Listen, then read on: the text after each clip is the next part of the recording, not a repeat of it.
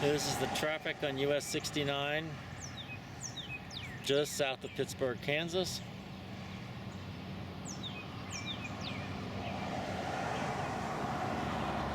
This is a row of pretty pine trees.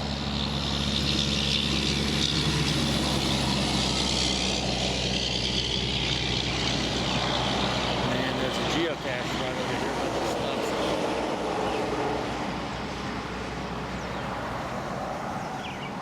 This is the morning traffic.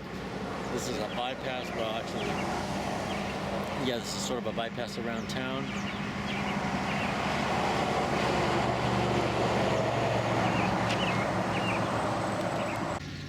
This is traffic on US 69, south of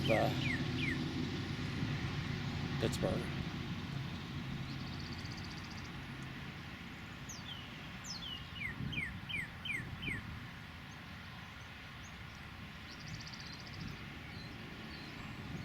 Being viewed from Bird Cemetery.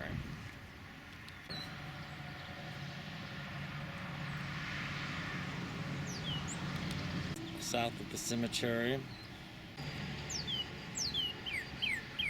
More traffic on 69.